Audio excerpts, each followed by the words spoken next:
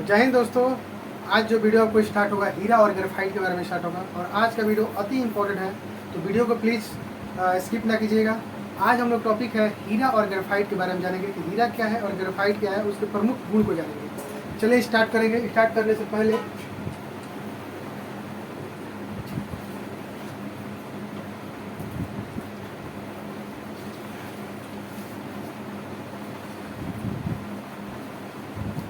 तो चलिए आपको हीरा और ग्रेफाइट को स्टार्ट करते हैं और हीरा और ग्रेफाइट के बारे में जानेंगे कि क्या होता है हीरा के यूज और क्या होता है ग्रेफाइट के यूज। तो चैनल पर जरूर नए होंगे जरूर सब्सक्राइब कर लीजिएगा और एक लाइक कमेंट घंटा का बेल आइकन दबा दीजिएगा। चलिए हीरा के प्रमुख गुण पहले जानते हैं। देखिए ये ऐसा इतना अति इम्पोर्टेंट आपको ये टॉपिक है कि जो कि एग्जाम में हर एग्जाम में आपको पूछ ही लेता है।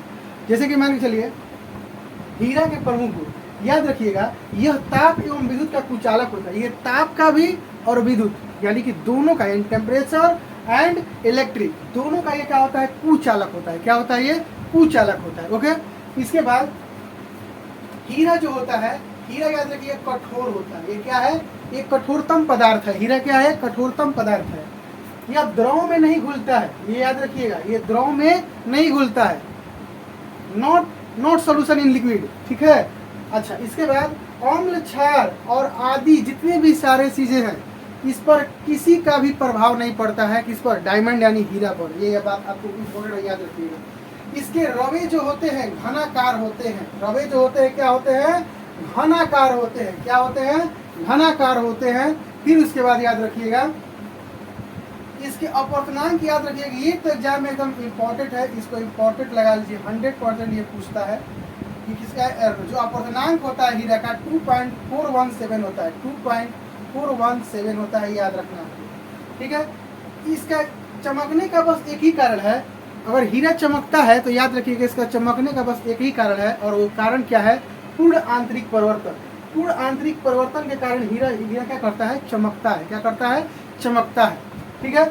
इसके बाद रेडियम से एक्स रे जो निकलता है ये क्या करता है, हीरा पर जैसे ही पड़ता है, डायमंड पर जैसे ही पड़ता है तो जो हीरा होता है वो हरा रंग में प्रदर्शित हो जाता है। किस रंग में, हरा रंग में। ये याद रखना है कि जैसे ही हीरा जो हीरा है अगर उस पर रेडियम से एक्स रे अगर गुजारा जाएगा, उस पर एक्स रे यानी एक्स किरण, तो याद रखिएगा वो हरा रंग में प्रदर्शित हो जाएगा। ये पूछता है, कई बार पूछ लिया है कि कौन सा रंग प्रदर्शित करेगा, रेड, ब्लू, ग्रीन या आपको पिंक। तो याद रखना है आपको हरा रंग प्रदर्शित करता है।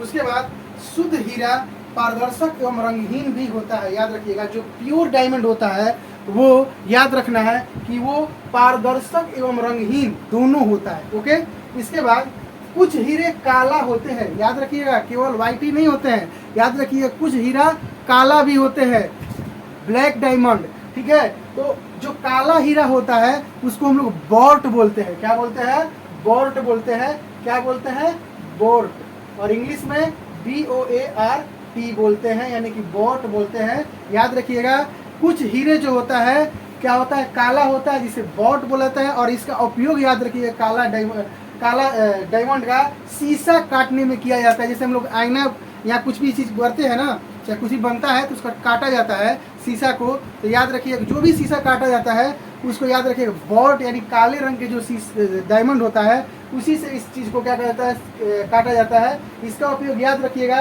काला जो डायमंड होता है वो शीशा को काटने में उपयोग होता है, ये आपको दिमाग में रखना है। अब आते हैं ग्रेफाइट के कुछ प्रमुख गुण। देखिए यह विद्युत का सुचालक होता है। याद रखिएगा यहीं पर जो आपका ये हीरा है वो ताप और विद्युत का दोनों का कुचालक हो गया, लेकिन याद रखिए ग्रेफाइट जो होता है यह विद्युत का सुचालक होता है और इसका अपेक्षित घनत्व तो याद रखना है आपको 2.2 होता है। कितना होता है, 2.2 होता है, ये आपको दिमाग में रखना है। ये ऑलवेज आपके एग्जाम में पूछता है, ये दोनों चीज को याद रखिएगा। इसका अपवर्तनांक पूछे तो 2.417 और ग्रेफाइट का अपवर्तनांक पूछे तो 2.2। क्या, 2.2 रखिए मेरे साथ एक बार फिर से। हीरा का अपवर्तनांक पूछे तो 2.417 और ग्रेफाइट का अपवर्तनांक पूछे तो 2.2। देखिए दोनों में 2 लगा है, बस ये याद रखना है कि इसमें 417 हो जाएगा और इसमें याद रखिएगा 2.2 ही हो जाएगा, ठीक है। इसके बाद ये एक बात आपको नोट मतलब एकदम भी आई है, इसको याद रखना है, एग्जाम में पूछता है, ये बार पूछा है कि कागज पर रगड़ने से यह उस पर काला निशान बना देता है। जिसे हम काला शीशा कहते हैं। क्या कहते हैं? काला शीशा कहते हैं। यहाँ पर कन्फ्यूज मत होइएगा, काला डायमंड को शीशा के काटने में उपयोग किया जाता है, ना कि ये वाला। दोनों का मैचिंग घबरा मत जाइएगा, ये याद रखिएगा। काला शीशा को काटने में काम आता है काला डायमंड। जो काला सॉरी जो आपका हीरा जो है, जो बॉट जो बोलते हैं, काला जो हीरा होता है उसको हम बॉट बोलते हैं, वो शीशा काटने का यूज होता है। और जो ये है, ये कागज पर, जो कागज मान के चली हो गया, इस कागज पर रगड़ने पर, कागज पर ऐसे रगड़ेंगे तो रगड़ने से उस पर काला निशान बन जाता है। क्या बन जाता है? काला निशान बन जाता है। क्या बन जाता है? काला निशान बन जाता है। ऐसा काला निशान बन जाएगा उस पर। क्या बन जाएगा? काला निशान बन जाएगा, बना जाता है। तो उसे हम काला शीशा कहते हैं। क्या कहते हैं? काला शीशा कहते हैं। इसका उपयोग याद रखिएगा, इसका उपयोग जो होता है ग्रेफाइट का उपयोग याद रखिएगा। ग्रेफाइट दोनों, हीरा और ग्रेफाइट दोनों ही कार्बन का प्रूफ है, ठीक है ना। तो याद रखिएगा उपयोग इसका, याद रखिएगा पेंसिल बनाने में, परमाणु भट्टी के विमंदक के रूप में, इलेक्ट्रोड के रूप में, कार्बन के आर्क बनाने के रूप में। अब ये तो इम्पोर्टेंट हो ही गया। अब इसके बाद याद रखिएगा, हीरा में कार्बन sp3 एवं ग्रेफाइट में कार्बन sp2 प्रसंकरित रहता है। क्या रहता है? प्रसंकरित रहता है। इसके बाद क्या क्या, फिर सुनिएगा, हीरा में कार्बन sp3, ग्रेफाइट में कार्बन sp2। रखिए मेरे साथ, हीरा में कार्बन sp3, ग्रेफाइट में कार्बन sp2। याद रखिएगा, ये आप चीज को याद रखना है। अगर लॉन्ग वीडियो ना बनाता तो आपको रटवाने की जरूरत, इस पर आपको सिखा देते हैं आपको कैसे। तो हीरा में कार्बन जो होता है sp3, देखिए sp दोनों में लगा है, तो याद रखिए हीरा रा में 3 लग जाएगा, और कार्बन ग्रेफाइट जो है उसमें sp2 लग जाएगा, ठीक है, ये याद रखना। अब नोट देखिएगा, इसमें नोट जो है, कच्ची चीनी को रंगहीन करने हेतु एनिमल चारकोल का प्रयोग किया जाता है। याद रखिएगा, कच्ची चीनी में, जो कच्ची चीनी होती है, याद रखिए आप लोग तो व्हाइट चीनी देखे होंगे, वो याद रखिए सल्फर से उसको शुद्ध किया जाता है। तो ये याद रखिएगा, कच्ची चीनी को रंगीन करने हेतु एनिमल, क्या? एनिमल चारकोल का प्रयोग किया जाता है। कच्ची चीनी को रंगीन करने हेतु एनिमल चारकोल का प्रयोग किया जाता है। कच्ची चीनी को रंगीन बनाने हेतु आपको याद रखना है, एनिमल चारकोल का यूज किया जाता है। तो आज का जो वीडियो है बहुत ही अति इम्पोर्टेंट क्लास था आपका आज। ये छोटा सा टॉपिक आपको कैसा लगा जरूर बताइएगा, क्योंकि ये हर एग्जाम में पूछता है, आप लोग खुद जानते हैं, बेखूब जानते हैं। आपसे अच्छा कौन जान सकता है कि ये टॉपिक आता है या नहीं आता है।